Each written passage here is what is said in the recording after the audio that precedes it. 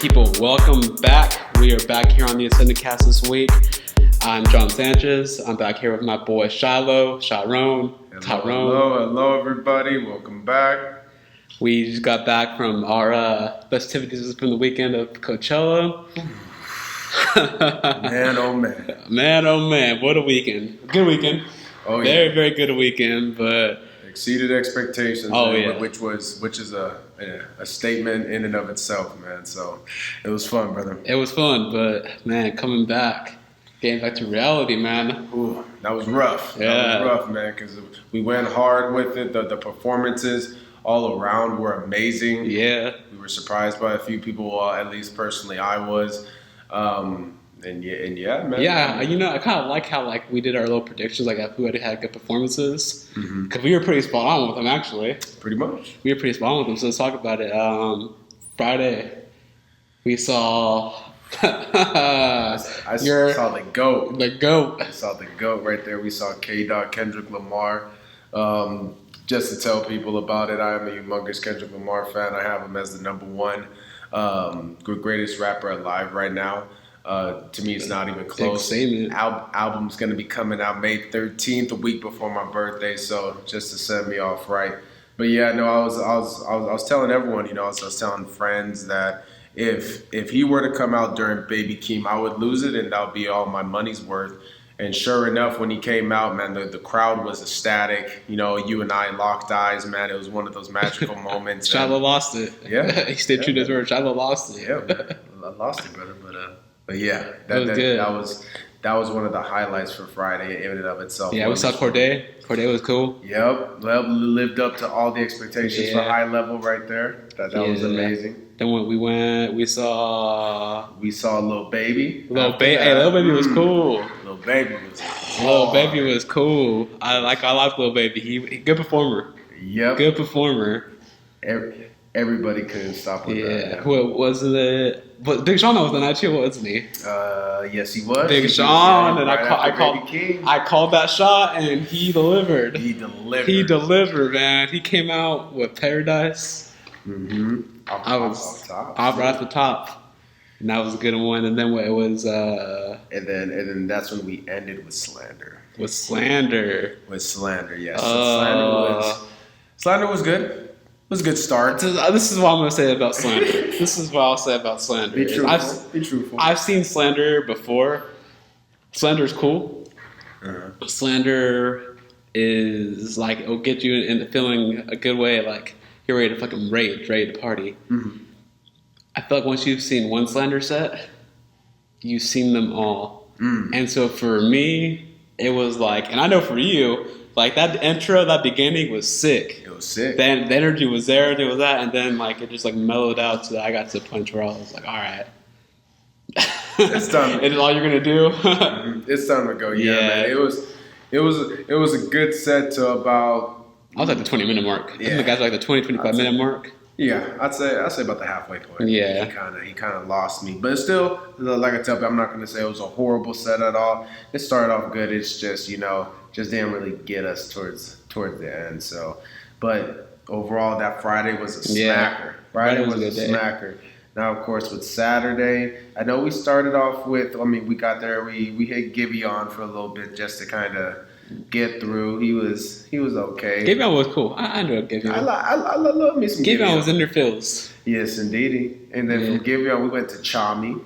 I think you're forgetting somebody on Saturday. Am I? You're forgetting someone really important. Oh, yeah.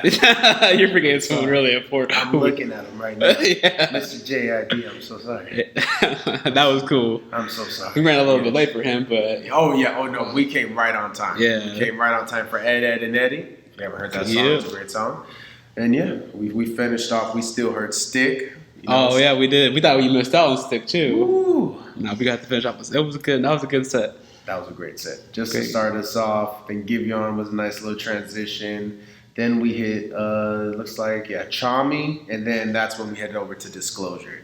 And Disclosure... Well, that was the one disappointment of the weekend. It was. The one disappointment of the weekend. Sadly. Disclosure. Sadly enough, brother. I don't blame them, though. I don't blame them entirely. That stage where they were at, the outdoor stage, that was trash. Yes. Maybe it was because we were maybe we weren't like close and deep in enough. Mm-hmm. But like I could still hear the main stage music over that, mm-hmm. and then like there was just like no visuals really. Like it was just, the audio didn't sound the greatest. So I feel like they could have done more. They could have done more for the stage, but also Disclosure was kind of just like I think they played it safe. I think they were just like, we're here to get paid to do Coachella, mm-hmm. just do a regular set. I saw that. Yeah. But like I said, that was one of my had to come with some heat, and I'm not mad. It is what it is.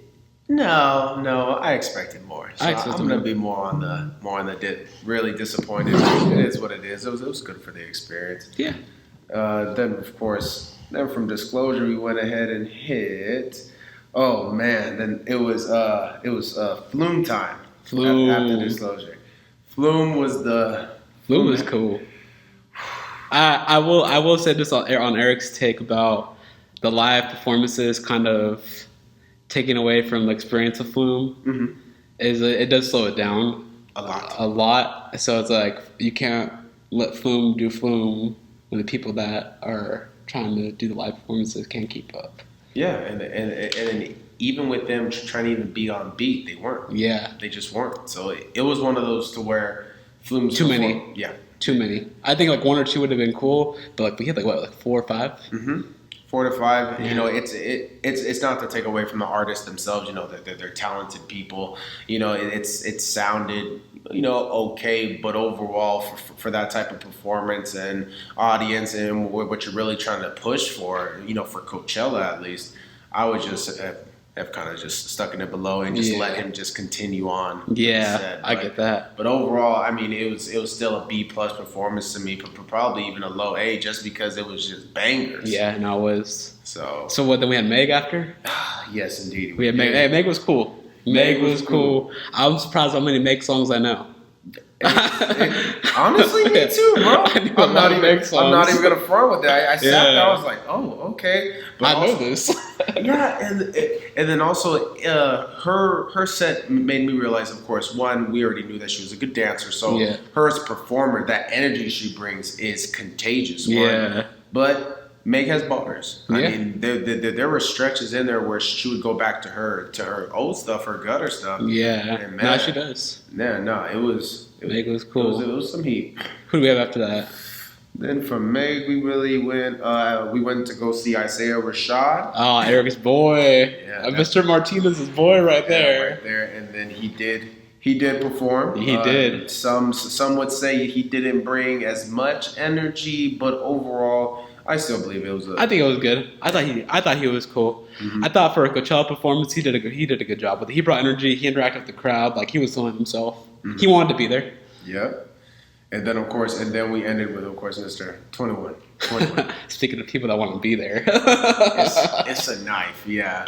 Nah, you know what? 21 was cool, but I'll say this, I haven't seen 21 anywhere else, so I can't say this, but I felt like 21 was there just to get his paycheck and get out. Oh yeah, no, yeah, he was. Yeah. There was no, I mean, the special guest. He wasn't really messing with that. 21 was just straight business. He was just like, let me come perform for 45 minutes an hour. Mm-hmm. And then get out. And then boom. It wasn't even like no grand exit. It was just all right, bye. Boom. Yeah. So I get it, 21. You know what I'm saying? I can't hate on it. It was still a fun time. Yeah. Still that's how we ended that night. Yeah. It was still cool. Danced our asses off, and it was. Oh yeah, man. Yeah. Then we got that Sunday. Mr. Shiloh Sunday. Yeah, we won't get to the details. Just know a Shiloh start. I was the fall and rise of Shiloh. Yes, indeed. The fall. That's really what the title of Sunday was. I had one too many. A little bit of pregame sickness going into the festival. You know what I'm saying? But I rallied. During JID, I was laying down. No, it was JID. It was Vince Staples. Oh, it was Vince. It was Vince. Yeah, it was Vince. Yeah, brother. Yeah, man. I was a little bit down, everybody, but I rallied. It took me about an hour. He did rally. And the rest is history. We partied even harder. So I love that, man. So yeah, we went in for Vince Staples, and Vince Staples was nice. Yeah, Vince Staples was cool. And then what we had. Let me see. Yeah. Emo night. We were there a little bit for emo night. Reed. Yeah, shout out to Reed. Shout out to Reed. He did that.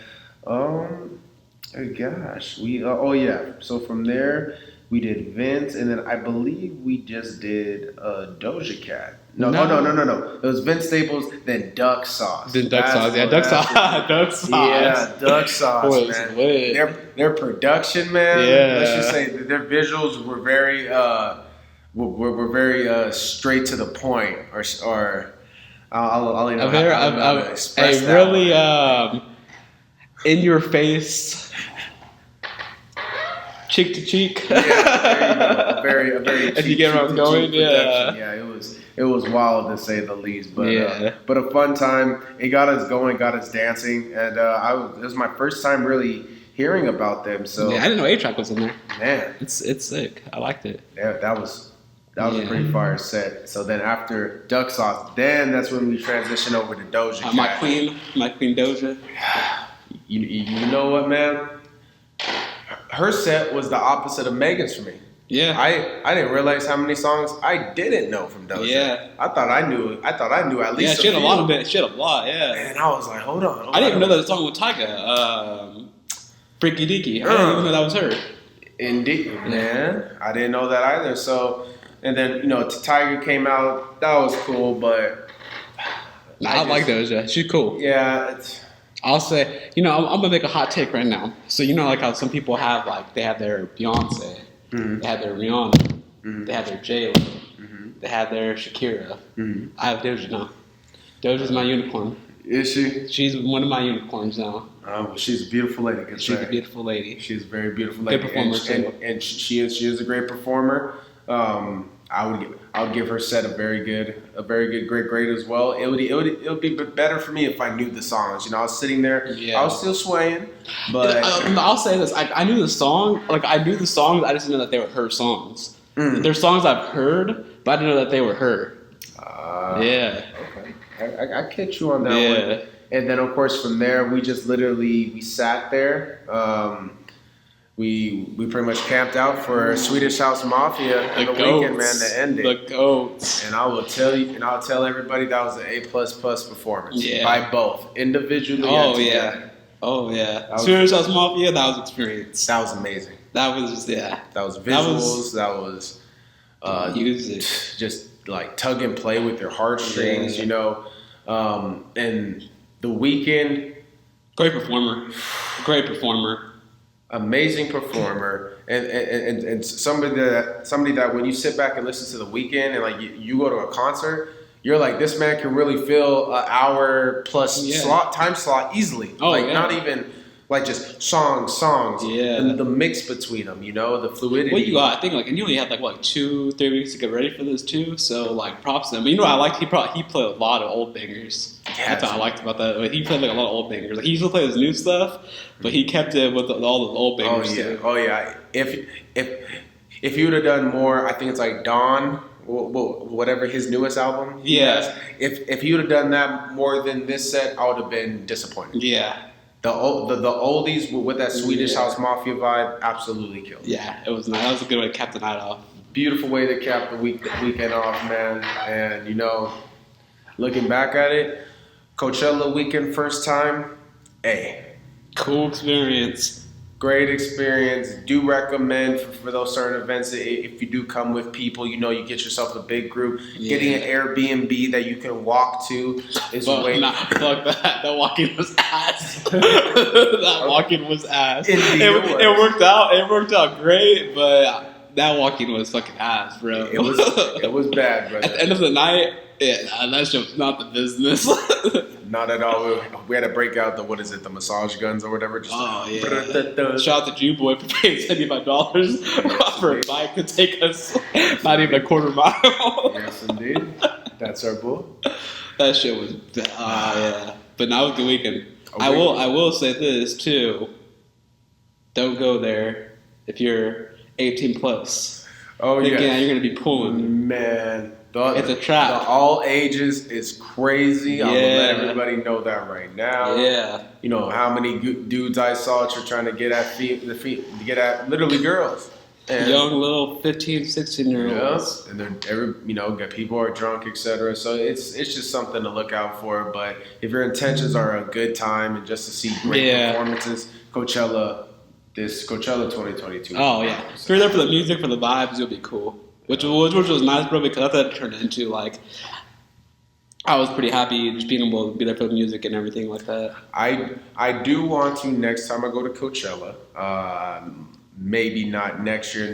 Next year's looking like. So let me ask you this question because I've been asked this a lot. They're like, "Oh yeah, did you have fun going with it?" And like, "Are you glad you're on?" I'm like, "Yeah, I'm glad I went." Mm-hmm. And I'm glad I went because now I know like kind of what to expect from it. Mm-hmm. So I wouldn't go again unless the lineup was really, really good. Like I wouldn't go just for like a social thing. Oh yeah, no. Negative Ghost Rider 3000. Yeah, like like how some people just go to it like, oh yeah, I'm just gonna go this year just because something to do. Like I don't think I would go there just for something to do. Like maybe like a one day I would do if there was something I really wanted to see.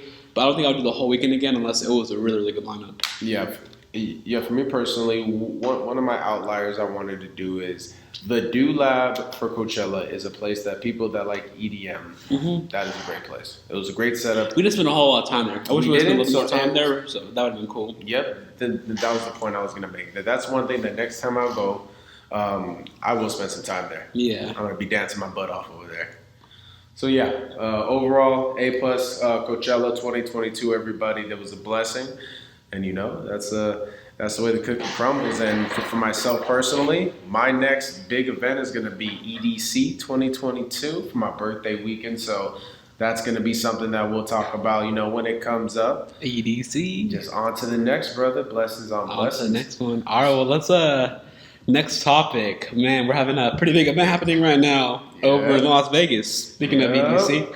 We're having the NFL draft. We're in the third day. We're actually in the 7th round right now. As we're doing this, it's the 7th round right now.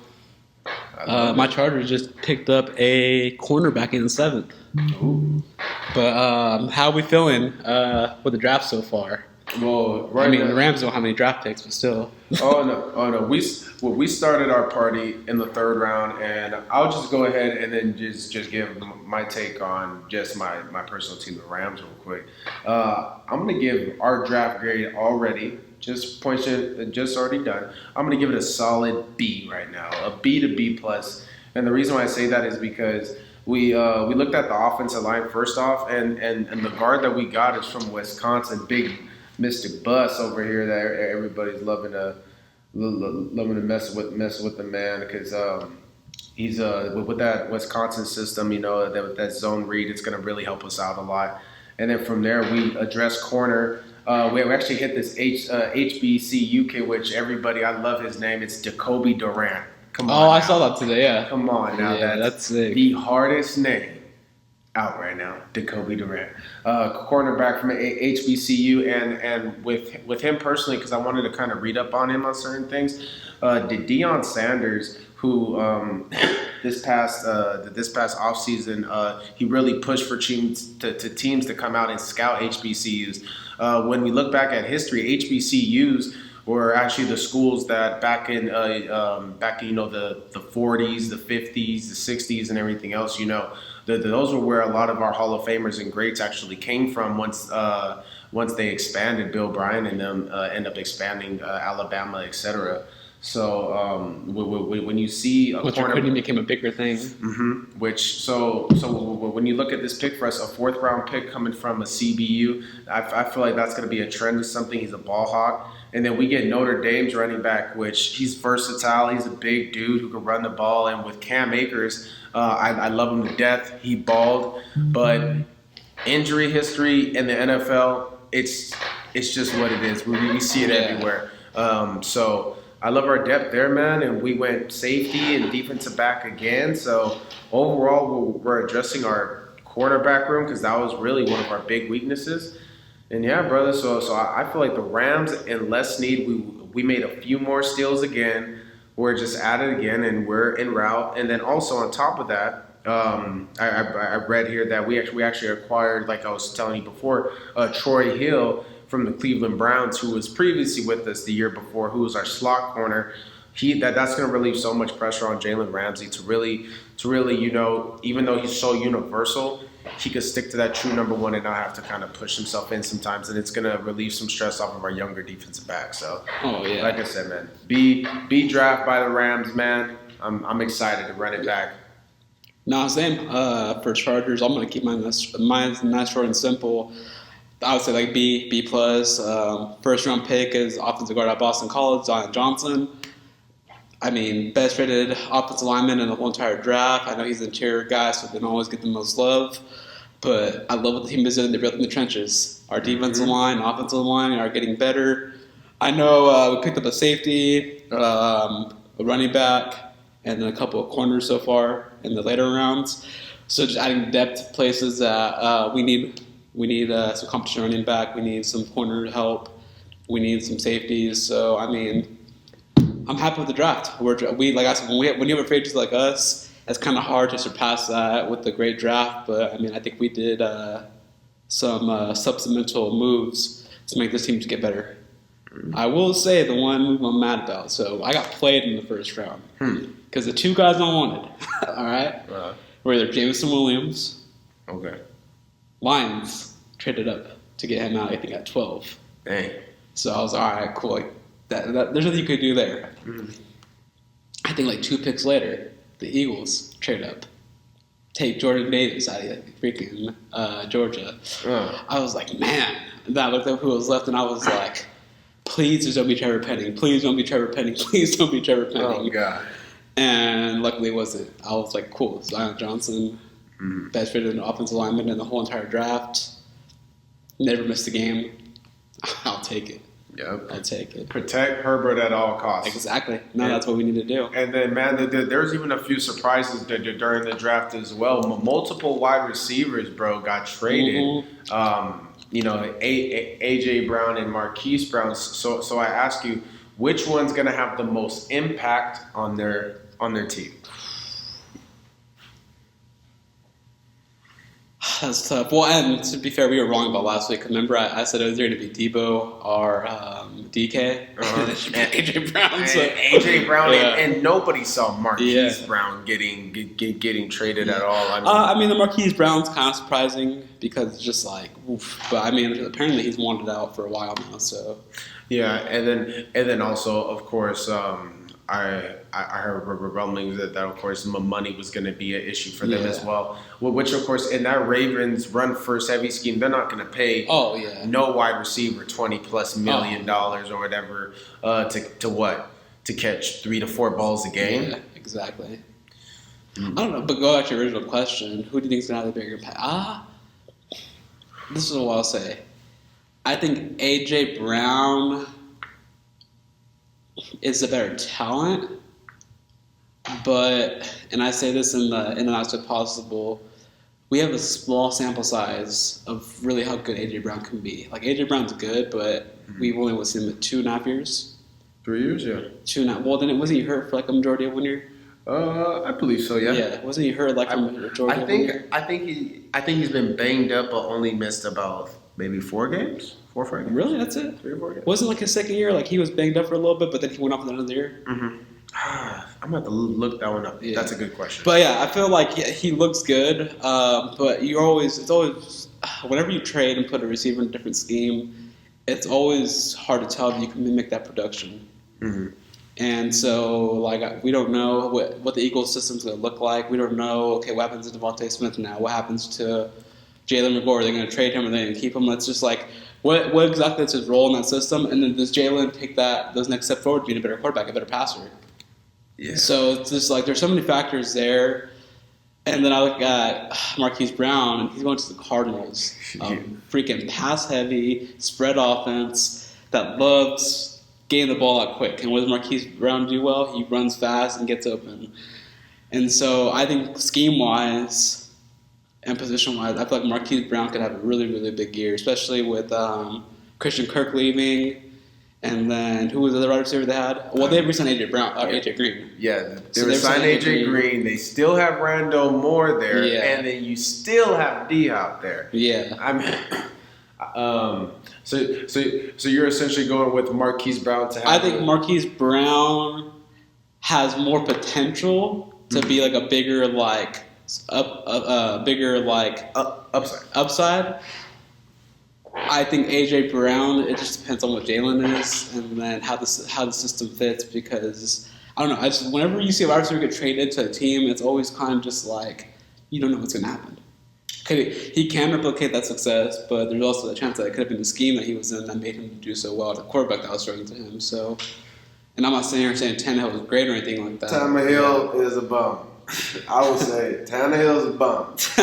He is a starting quarterback. He's still a bum. He has bum tendencies. I'm sorry if you don't beat Jacksonville to go to the playoffs. That was the Colts, but still they still. That was the Colts. That was Carson Wentz. Yeah, that was Carson Wentz. I put Tannehill up there with Carson Wentz. See, he made me have a Carson Wentz flashback. That's Ryan Tannehill to me. That's Ryan Tannehill. All right. That's Ryan Tannehill. So he fooled everybody. So, yes. Well, yes, he did. I'm sorry. You just can't do what he did. But so my thing is this: I believe that AJ Brown's going to have a bigger impact because Jalen Hurts is going to be doing nothing but throwing RPOs and slants to that man. He's going to get peppered with 7, 8 targets a game, which isn't saying a lot, but okay. But how I look at that though too is okay. If that's your best guy, what are defenses going to do?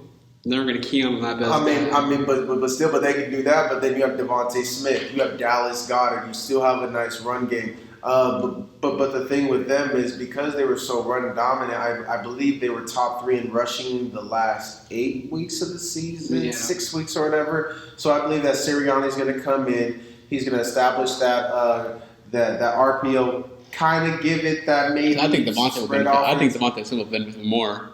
I say yes, but I just feel like because Jalen Hurts is not that great of a quarterback to spread the ball to the wide receiver too as much, he's going to look for his first read a lot. So that first read's going to be okay. So what are good defense going to do? They're going to capitalize on that. I know, but I just think for Arizona with Marquise Brown, no matter what, even though he's a speedster, Kyle Murray's height it is a factor. Kyle Murray has had success with bigger wide receivers. The only reason why he had success with Oklahoma is because it's college football. Yeah. And everybody and their mama and Marquise Brown is running past guys that are, with all intents and purposes, are flipping houses or flipping burgers now. So it's like, I'm not going to sit here and, do that. Now, of course, I'm a Rams fan. Hey, watch that man torch you. Am I worried? Watch that man torch you. Yeah, that offense has potential, has humongous potential because Marquise Brown, 8 catches, 150 yards, 2 touchdowns against the Rams. Okay, you can do that weak prediction if you want. That weak prediction. But if it comes to pass, then I'll cry. So, but yeah, I respect Marquise Brown. I feel like Marquise Brown is gonna have a nice season. I just feel that AJ Brown. He got his bag with this scheme, and also within the division as well, because Marquise Brown isn't going to go off like A.J. Brown will in NFC least, in my opinion. So we shall see. All right. That's some big things right there. So. All right. Well, let's head over NBA. Uh-huh. We're now in the semifinals. We're in the semifinals. Oh, man. Our predictions are pretty spot on. Some were took a little bit longer, but spot on. Yep. KD's in Cancun right now.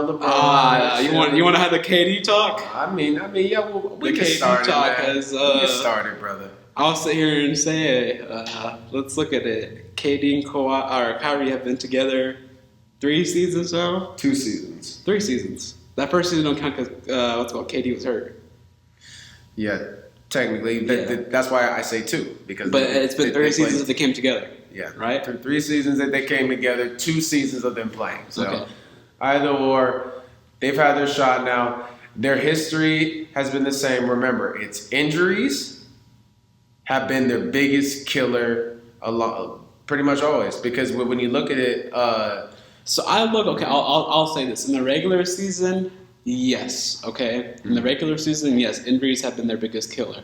And I'm not going to sit here and say whether it's a long-term injury or not with KD, but KD has had the opportunity to play in both of these past 2 playoffs and do something.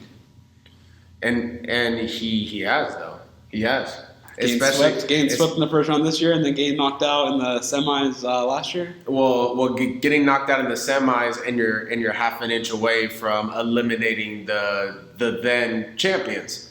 That man dropped for 40 something and was gassed out because remember, hey, job ain't finished. Who wasn't there? The job ain't finished. James Harden, but who was he going against? The eventual champions. So I look at but if you're that guy, let's say is who he says he is. He says he's the best player in the world. Okay, which he is in the world. No, he's not the best player in the world. Yeah, he's not. He's had 2 seasons to prove that, and he hasn't been able to do that. One, you got to be able to be healthy. I don't care how you play your game. If you can't stay healthy for most of the season, you're not the best player in the world. Yeah, I mean. If you're only the best player in the world, it's not about staying healthy to me. It's about in the moments, did you do it? And to your point, last season we understand what he had or whatever, but it was overtime. He didn't perform in overtime. They lost. This season, no chemistry, which is true, but the Celtics were just a better team. Yeah. But if you're the best player in the world, you can't take one game from that team. Yeah. You can't take one game from that team. That's you true. can't make it freaking 4-1 or 4-2 or 4-2. You gotta get swept. Yeah. Straight broomstick. Yeah. Yeah, KD. Yeah, I can't defend you on that, brother. I have Giannis as the best player in the league right now. Let's not. I'll say this. I know that the Denver Nuggets lost, but Jokic. That's a man that proved his MVP status during the season. 30 and 19. Help me. Yeah. Please. Yeah. Somebody. It's I get that. Jokic is the case. But I just look at KD and I look at the media and how much they tried to patronize KD, and it's he's not that guy. And it's sad to say, all respect, KD is one of the greatest players ever played the game. Mm-hmm. But the fact that he went and won his first championship the way he did, there's going to be an after risk about his whole legacy of being the greatest, because why? You haven't been able to do it without being on that super team. Yeah. You haven't been able to do it by yourself. Yeah. Let's say technically by yourself since you were a baby Thunder. Yeah. When you took and your team. And he almost did. Yeah, but like I said, how many years ago was that? We're going 8 years now. Yeah, that should roughly be about 9 years, 8 years. So yeah, that's why I said that. I'm not saying that he's not a great player, but for people, it's freaking Stephen A. to sit here and be he's the best player on the first skip, to say he's the best player on the planet. I'm he's one of the greatest scorers. No questions asked. What that man could do in the fucking paint or in the post is second to none. Second to none. I'll say that. But there's more to basketball than just playing the game. And when you're not, not playing the game, when it's shooting. And when you can't be that difference maker on your team that can go and take over a game. And this is where I'll say LeBron has his moments. We can sit here and say LeBron doesn't play defense, but LeBron's had his moments where he turns on, he'll play defense, and he'll be one of the best when he plays it. Yep. If LeBron has to be one of the best to be a three-point shooter, he'll be one of the best to be a three-point shooter. If LeBron has to go and be a point guard, he'll be one of the best point guards. So LeBron steps up in moments that he needs to be. Yeah. Well, KD needs to step and be in those moments. Has he done it? Yes. I'm not consistent enough to say, that you're the best player on the planet. Yeah. Well, I will go ahead and agree with you there that, KD, he choked. Yeah. KD and Kyrie choked. Yeah. Kyrie. Playoffs. People are going to he has Kyrie on the team, Kyrie there. I'll be yeah, but at the same time, it's just you have one of the best built rosters in the entire league. No. No, they do. Their roster's horrible. Now it is. Because see, what happened was that Ben Simmons trade, you get some pieces, but nobody plays defense. Yeah. They don't. Their list versus Boston. Boston had Williams. What's his name? Thaddeus, whatever his name is. You have Smart, Tatum, Brown. You know what I'm saying? You go down the list of 3-and-D guys, and then you're looking at Brooklyn. And you're like, Kyrie for damn sure don't play no defense. KD, he can, but what's his name was hurt. The shooter Harris. Yeah. what's his DeAndre Jordan is Not the other Jordan. Lamarcus Aldridge. There we go, LaMarcus Aldridge. Yeah. Everybody's a shell of themselves Yeah. around there.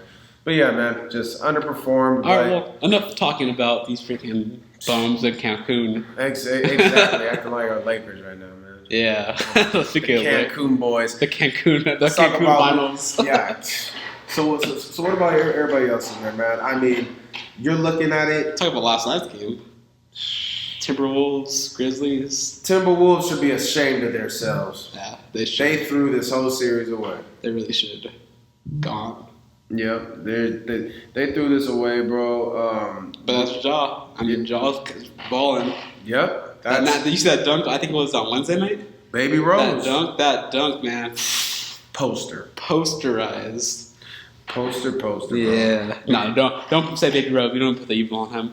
We don't need to put the evil on that man. That's facts. Because, but that's what the team needed. But this is that new era of athletes that we're having now, to where not only are they young, not only are they unafraid, but we're breeding and we're becoming better athletes in bigger moments in professional sports. Oh, yeah. You're seeing that more common now, that you see young athletes come into the big leagues and then all of a sudden I think it's the just have an experience. impact. I think it's the experience now, because like the AAU leagues, the freaking overseas leagues, going over to Europe. I'll say, if you're a basketball player, the best you can go do is go over and play in Europe. Yep. Go over and play in Europe, because you will learn a pro-style game at a competitive level right away. Kobe, God rest his soul, and other basketball aficionados have said it. European basketball is the most technically sound basketball. Mm-hmm. Europeans are more technically sound than Americans. Yeah. That's facts. Mm-hmm.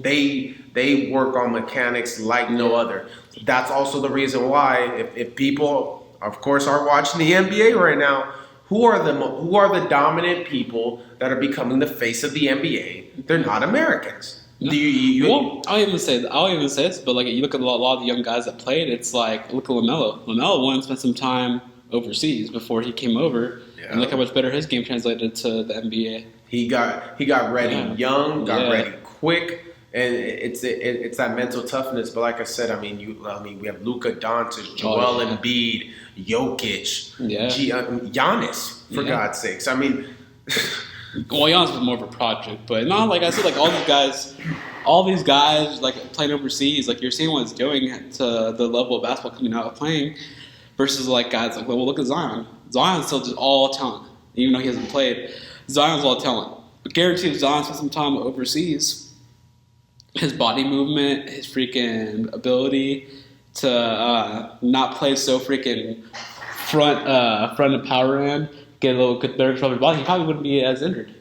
He probably wouldn't be injured much. Yeah, I just feel like Zion's checked out of the Pelicans. He said the other day that he would sign a long-term extension with them in a heartbeat. Yeah, that's what we all say. Yeah.